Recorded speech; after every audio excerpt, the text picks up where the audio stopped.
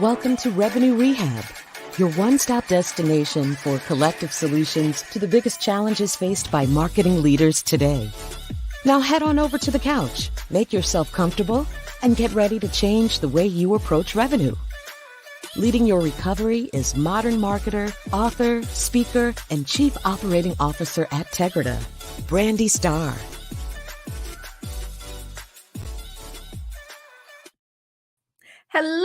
Hello, and welcome to another episode of Revenue Rehab. I am your host, Brandi Starr, and we have another amazing episode for you today.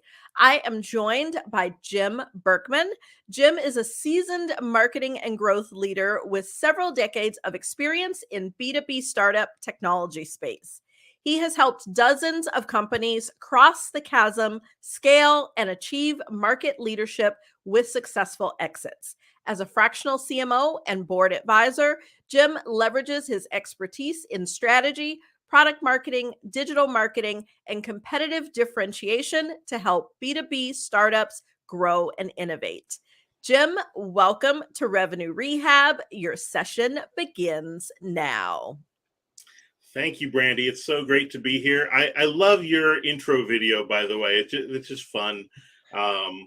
Thank you. Yeah, your personality. So I'm excited to be here, coming to you from Silicon Valley. Awesome. Well, I am excited to have you in from the West Coast, and I appreciate it. I think I drove my team crazy getting that video ready when we launched Revenue Rehab. So it's always great when someone appreciates the effort. So before we jump into our topic today, I like to break the ice with a little woo-saw moment that I call buzzword banishment. So tell me, what buzzword would you like to get rid of forever? Oh, there's a bunch. It's one. The one I'll give you is I'm not hearing it quite as much anymore. For a while, though, it was the big thing, and every CEO who didn't want to pay for marketing or didn't like marketing used it and wanted it, and that's growth hacking. Growth hacking is nothing more than, marketing. It's targeted marketing. When you're a little company, of course, you don't have the budgets to do everything across the full spectrum of marketing, which is one of the widest, broadest areas within an organization. When you look at the full go-to-market journey, it covers a lot. And so, when you're a lean startup, sure, you need to do very targeted, sometimes you'll hear it called guerrilla marketing. But it's marketing. It's not hacking. Anyway. So that's my buzzword that I still would like to get rid of.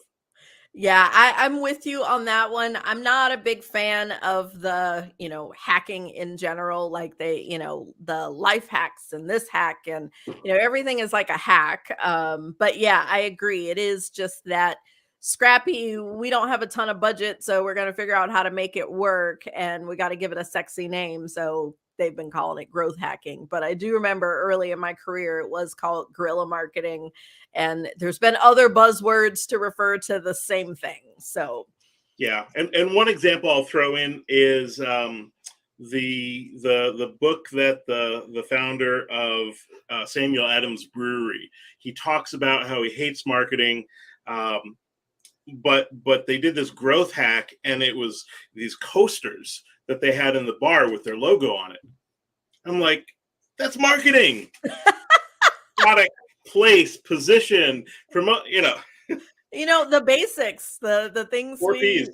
learn, but right. All Anyway, right. So now that we got that off our chest, tell me, what brings you to Revenue Rehab today? Sure. One of the things that I see a lot of early stage organizations that I'm working with right now as a fractional CMO is the need to be efficient, the need to kind of grow beyond what they have the budgets for.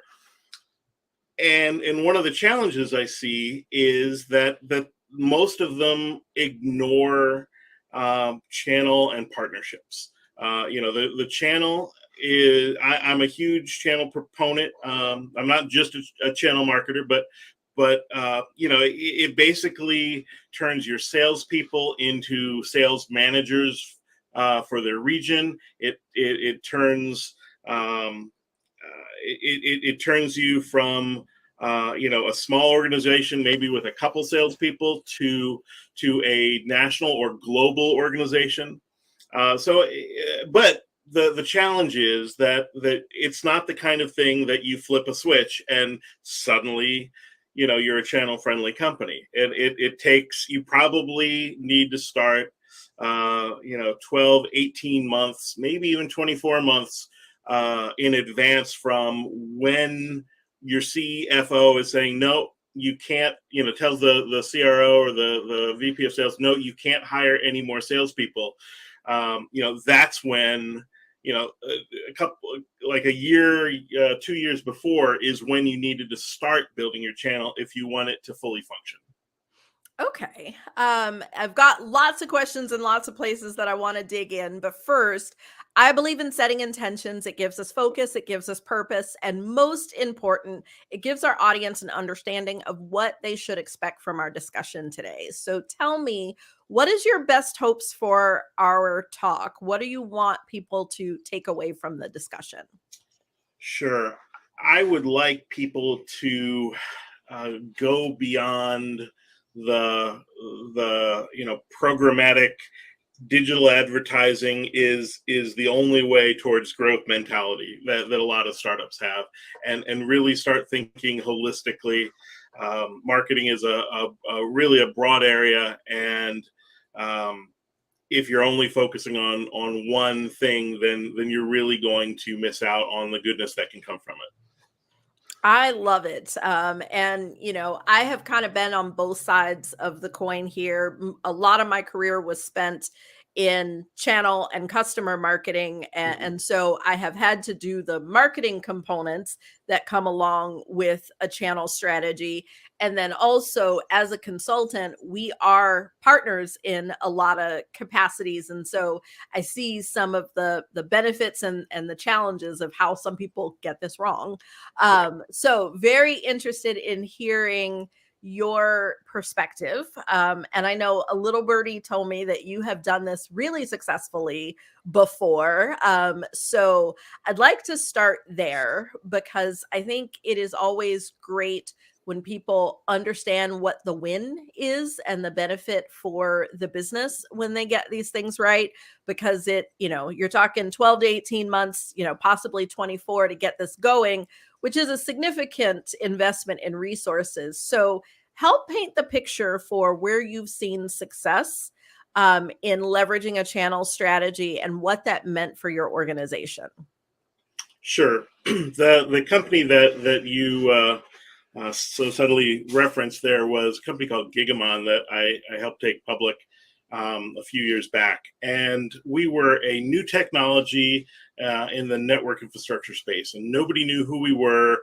In fact, nobody even knew they had the problem that we solved, because it was some changes in the market opened up a perfect storm for us. And so it was a situation where we had to grow, and yet nobody knew who we were. And so one of the things that we did was realize that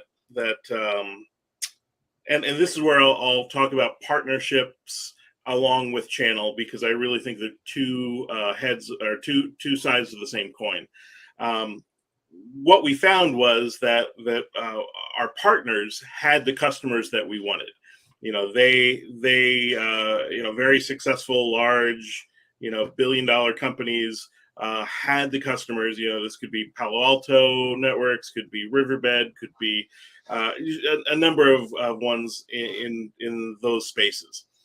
And so what we what we did, instead of trying to educate everyone, and I mean, we of course did that through general marketing, but through our partner marketing efforts, we really tied our go-to-market strategy to where we could benefit those partners. And so I think that's a huge one that a lot of companies miss, is, that partnerships end up being, just kind of lip service. But you can really, if you're small and your customer base, your ICPs are already customers of partners you can work with, then, that's just an easy win. So where we then did was we did partner marketing, and then we engaged the channel. We would find a joint channel partner and go to market, that last mile, if you will. And so it ended up being very effective. Within 2 years, we went from, I'll be honest and say, we were a channel company in name.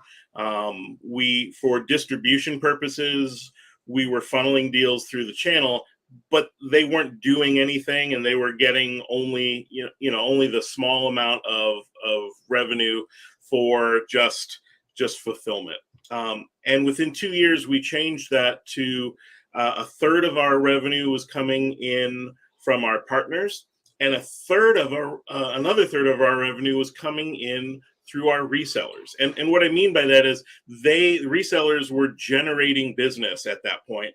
And so it starts off where you hand them a deal and say, okay, we're going to work this together. And you do that a number of times to teach them how to sell your product.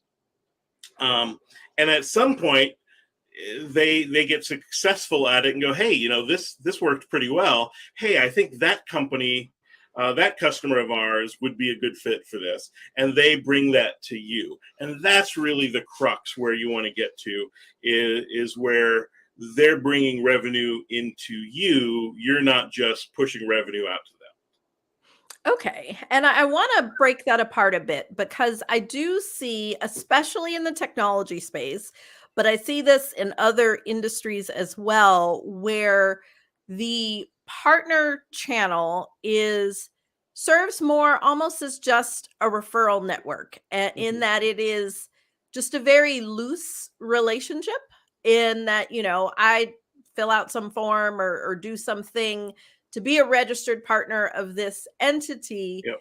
And then, they kind of just hope that somewhere along the way, I refer some business to them and I get a little cut of that. And what I'm hearing is that, like, that's one of those partner strategy and name only kind of things, that what you're talking about is a lot more collaborative and, really putting forth the effort the same way you would in like programmatic and your other typical places that you'd spend.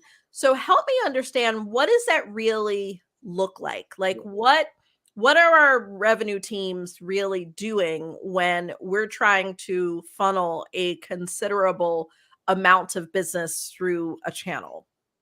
Sure. And you bring up a great point, is that so often, it really is just, it's a loose partnership. It's somebody had a one-off deal. Maybe their customer said, oh, hey, I need this solution. And so they come to you and go, hey, we need to buy your thing. What is it again? And that's not a long-term successful relationship there. What needs to happen, well, and what you often, a good hallmark of that is, think about what your channel resources are. And if all you're doing is sending them the same resources that you're giving your customer, then you absolutely are in for that trough of disillusionment with the channel. It's not going to go well for you. And what I mean by that is, what you should be doing is, the channel becomes a focus of marketing where you have to market to the channel partners and let them know why and how you're a good fit for them. It could be things like battle cards, it could be playbooks, it could be testimonials from other channel partners, because what most vendors don't realize is it can cost up to $1 million for a channel partner to bring on a new vendor. And before somebody says, wait, that's crazy, channel partners make whatever percentage they get, 20 to or 15 to 50%, depending on what it is they're selling from the vendor. But they make 100% on professional services. And so when they are taking I apologize here. I have a. We've got a little guest. Hi, Charlie. Charlie's a big fan of the channel too. Hi, Charlie. But they channel partners' lifeblood is actually professional services, because they make 100% of that revenue. And so if they're taking engineers out of rotation from doing customer work to learn a new product, then that is and then there's salespeople they have to ramp up. So it really is. It's necessary to market and treat them as a full-fledged, really, ICP. Okay, yeah, because what I'm hearing is the kinds of training and resources that you need to be offering to your channel really are going to mirror what you would a new sales rep in being Yes. able to ramp them to be able to sell the product. Like, you've got to take that same mentality with the channel.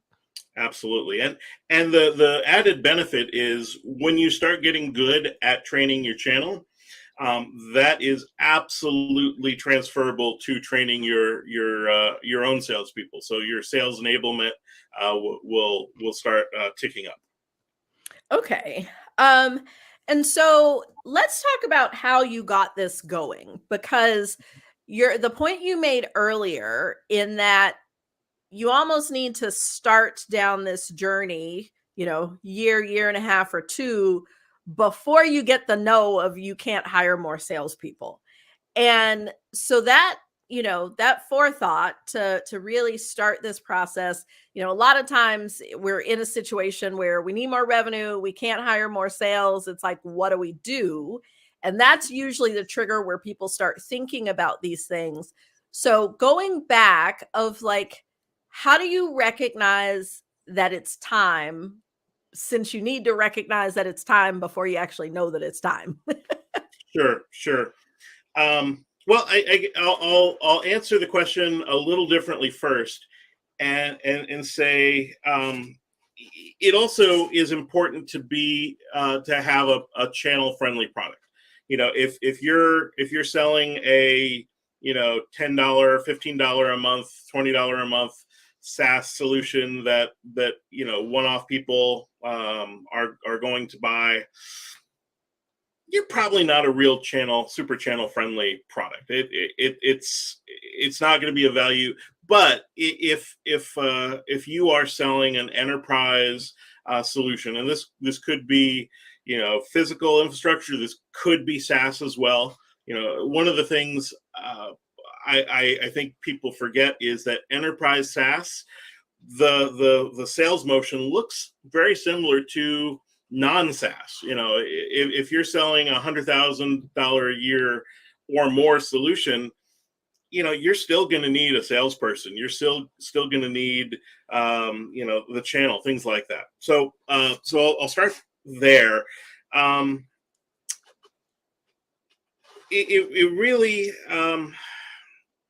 I guess the way how or when you should be doing that, if you've not done it before, is you should be having staff who understand the go-to-market motion. If you're a first-time founder, I see a lot of build it and they will come. I like to call that the Kevin Costner strategy, which the field of dreams. But There's so many products out there. I'm here in Silicon Valley, and there's so many brilliant ideas, and a lot of them never make it successful because they built it and then the people didn't come. There's a reason you need marketing along with sales. They're both different but equal partners in the go-to-market process. So the first part is, you really need to have expertise on your team, whether that's a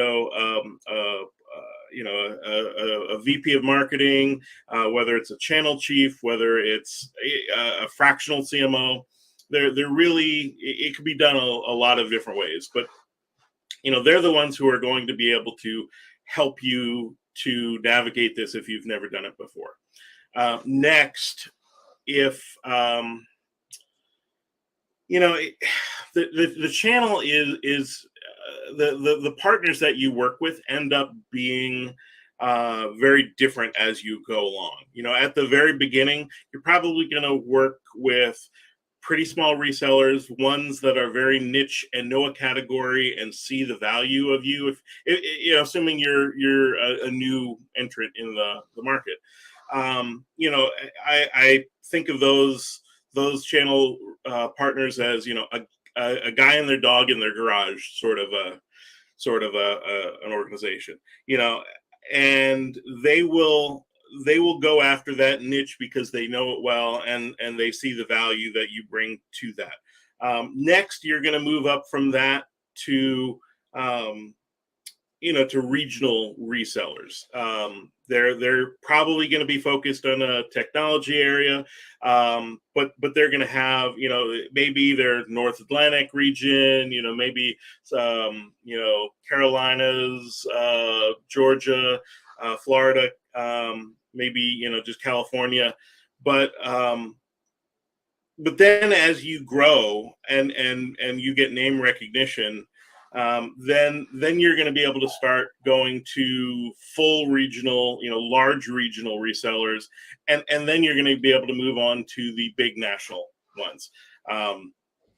And so the partners that you're with today, the girl you take to the dance today, sadly is, you're going to move on from, and you won't get rid of them as resellers, but you end up focusing and incentivizing with effort and MDF funds and things like that to the larger partners as you go along.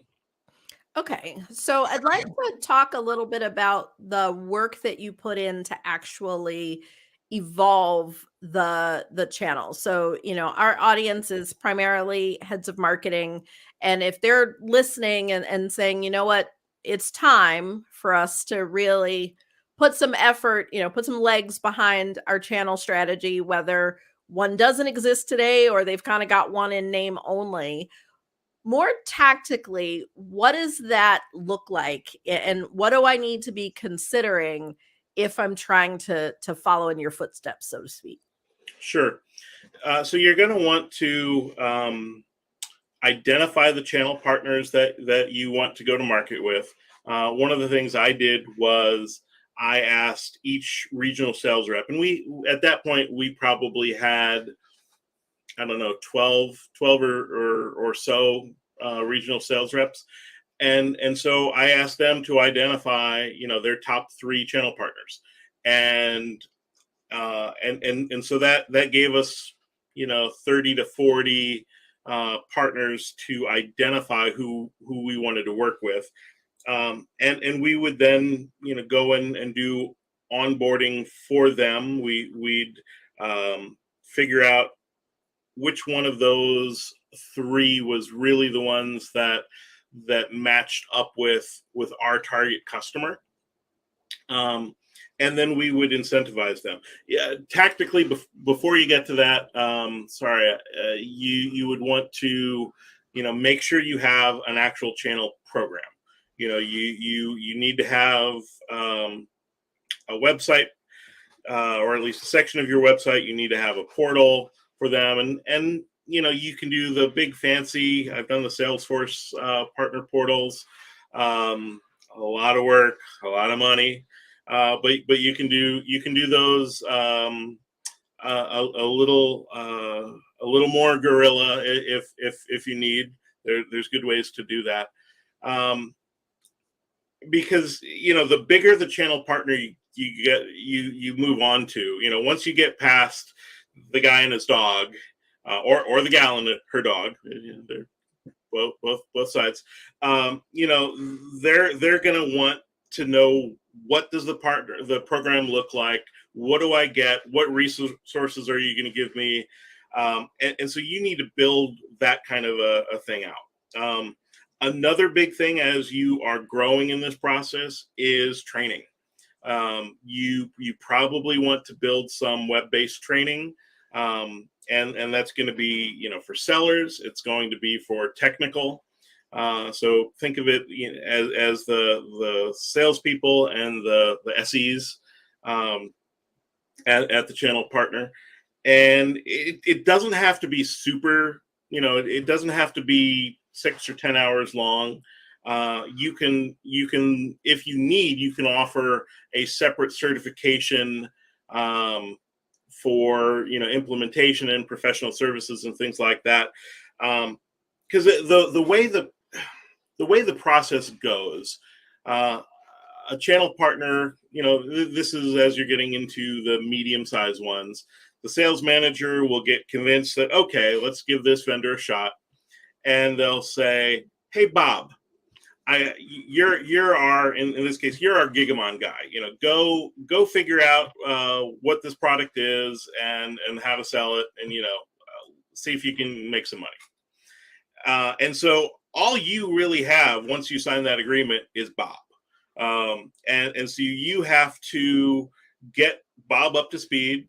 Typically, that's why I was saying you flip some deals to them, but not at the end for fulfillment, but at the big, like middle of the process, where you've identified, this is a deal, and you get them signed up as the the deal reg, and you walk them through the sales process. So this is where your regional sellers end up being sales managers in their own right. And so Bob does that, and Bob closes a few deals, and other people in the organization go, hey, that was that new company we signed on. Tell me about that. Tell me how that looks. And so more organic growth within. Then you get partner. Bob and Jane. And then somebody notices Jane sold it, and so you get Bob, Jane, and Chris, and so it's very much almost individual selling, and enablement at the early stage. And so that's why you do need your own sales force to help monitor or manage this. As channel marketers, it very much was me and my team would fly around and help get these channel partners excited and jazzed up. Come in, do a training. Could be sales kickoffs. Could be QBRs. There's a lot of chicken wings and beer bought along the way. But ultimately, and then, promising MDF, hey, is there an event that you guys want to do? Can we do a webinar? Is there a Thirsty Thursday we should, we can work with you on?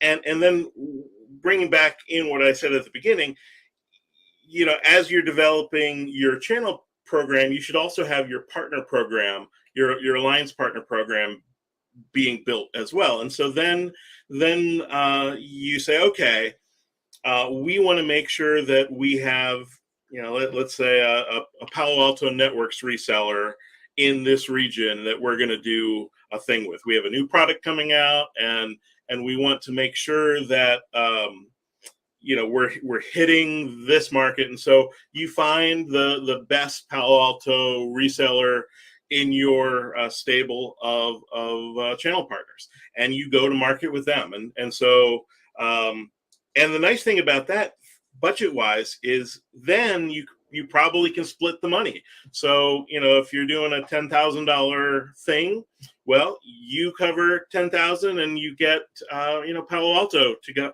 cover the other half. So, it ends up being very synergistic, very married. You want your partner program to be healthy. You want your channel program to be healthy because, if it's not, then the other side of it will definitely feel that weirdness and they'll disengage. Okay. And so the last area that I really want to dig into is measurement.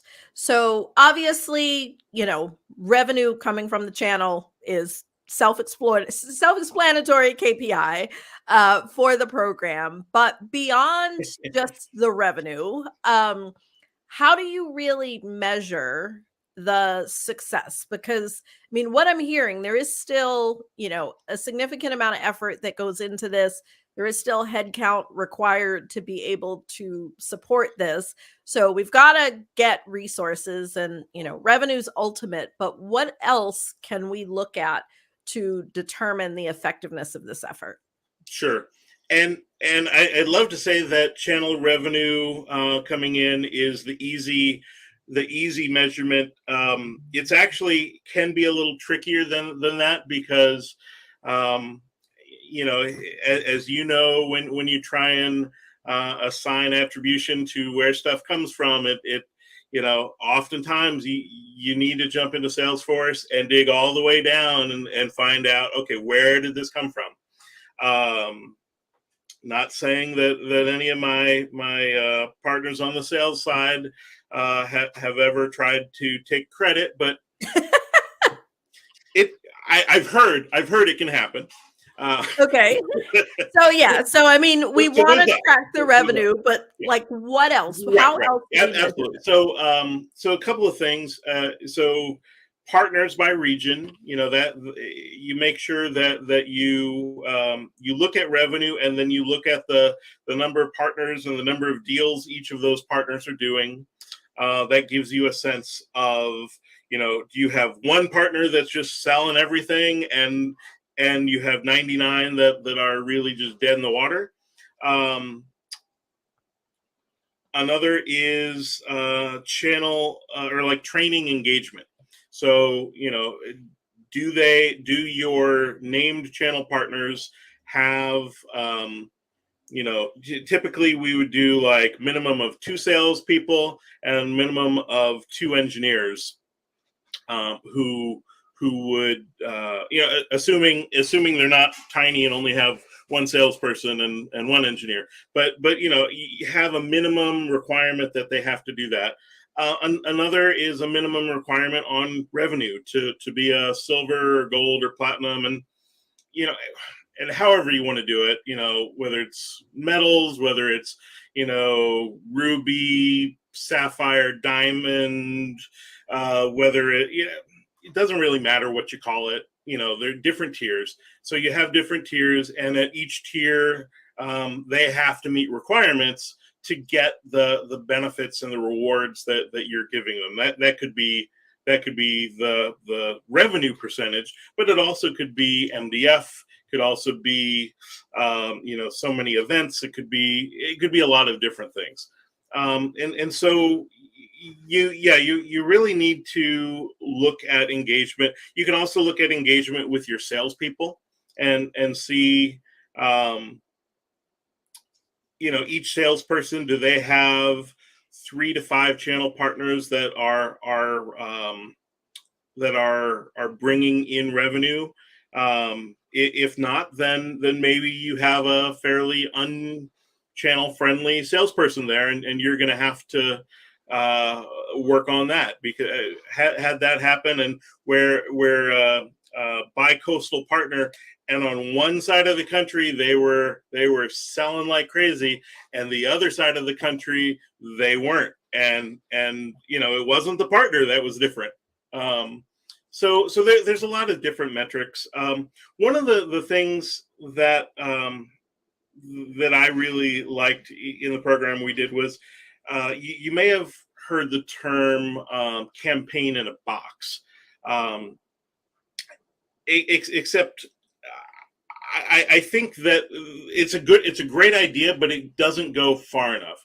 There's some platforms out there today that allow you to build a campaign infrastructure, and the partner basically gets a seat in your campaign infrastructure, so they can send out their own things. And Gigamon's color was orange, and so I always like to think of it as, an orange fishing pole. Giving them the ability, because the thing of value to channel partners is their customer base.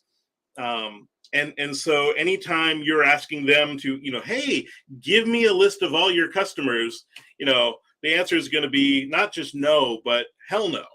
Right. Because that's their lifeblood. And they're coin operated. Their ideal customer is one that picks up the phone and says, hey, Steve, I need a such and such. Can you sell me one? Or I have this problem. Do you have something that could fix it? And so to get them beyond just answering the phone or answering the email is you need to make it easy for them to co-sell with you. Okay. So yeah, it sounds like there's lots of ways that we can measure how both partners are engaged and how they're effective, in addition to revenue. Okay, so I'd say talking about our challenges is just the first step, and nothing changes if nothing changes. And so in traditional therapy, the therapist gives the client some homework. But here at Revenue Rehab, we like to flip that on its head and ask you to give us some homework. So if what you've said has resonated with our audience and they recognize that, putting more resources behind a channel program, and tapping into the channel is something they need to consider, what's their one thing? What is the first action item that they can take relatively quickly to, start heading in the right direction? Great question. I guess the first thing that companies need to do is really look and see, does their ICP match up with existing companies in the market, whether that be other vendors or channel partners. If your ideal customer persona is let's say a Riverbed customer or a Palo Alto Network customer or a Fortinet customer, then you absolutely need to figure out how you can be best friends with Fortinet or any of those, and at the same time you need to be figuring out how you can engage with those channel partners. Okay, so what I'm hearing is our action item is to really look at our ICP and to figure out where there may be potential alignments within our ICP to figure out where to explore. Yeah. I really like that as an action item because it does, help you to understand if a channel strategy is a viable approach for you, because if you can at least think of where there may be some alliances, like not to say that just because, it doesn't come to mind and that doesn't mean it's not possible, but generally, if you really know your business, you're going to have some idea where those alignments could come from. Right. And I will take a second and expand that, it doesn't just have to be a traditional value-added reseller of our, it could be a managed service provider, could be one of the large consulting firms. It could also be any of the marketplaces, if especially if, and I kind of dissed it at the beginning of our talk, but if you have a smaller, cheaper product, absolutely, figure out how to be on Shopify or Salesforce or HubSpot's marketplace. There's a bunch of them out there, and figure out, all of those companies have programs to help you co-market with them. So it probably isn't an either or. You probably need to be doing those things as well. Maybe you end up, even if you're selling a larger, more expensive enterprise product, you have something that is, figure out a way to carve off a little piece that's quick and dirty that you can have for a free download or a cheap download or something that gives them a little slice of value to make them look at oh, here's this larger solution we also should be looking at. Okay. Awesome. So I'm thinking about it is really the discovery, and that quite often is where you start with any sort of new initiative like this, is just really discovering what this could look like. Marketing strategy, not growth hack. Found a way to bring it back. I love it. Well, Jim, I have enjoyed our discussion, but that's our time for today. But before we go, how can the audience stay connected with you? Absolutely. I am on LinkedIn, just Jim Berkman, all together. I am also on Threads if you want to find me there, Jim_Berkman. I ditched that other one for a variety of reasons this past year. You can also email me at jim@berkman.net. I'm working with a lot of great startups on a fractional basis. I've also done interim basis. If your VP of marketing just decided to leave for greener pastures and it's going to take you 3 or 4 months to find the next person, fractional folks are great for that as well. I'm looking forward. Right now I'm working with Grow Powerful fractional group. A lot of great resources through that as well. So I'm excited to see what the second half of 2023 and 24 look like now that we seem to be getting back to maybe more normal levels in tech. I was gonna say, I think, at this point, normal just keeps evolving. Yeah. I'm about 2 miles away from what was the Silicon Valley Bank headquarters, and man, yeah, we're known for earthquakes out here, and that was probably the biggest earthquake that I felt in the 25 years I've been in Silicon Valley. I was gonna say, we're not going to go down that rabbit hole right now, because that could be a totally different conversation. I would love to be on that panel chat as well. Well, I will make sure that we link to your LinkedIn wherever anyone is listening or watching the podcast. That way they can stay connected with you there. Jim, thanks so much for joining me. I have definitely enjoyed our discussion. Likewise, Brandi. Thank you so much for having me. Awesome. And thanks everyone else for joining us. I hope you have enjoyed my conversation with Jim. I can't believe we're at the end. We'll see you next time. You've been listening to Revenue Rehab with your host, Brandi Starr. Your session is now over, but the learning has just begun. Join our mailing list and catch up on all our shows at revenuerehab.live.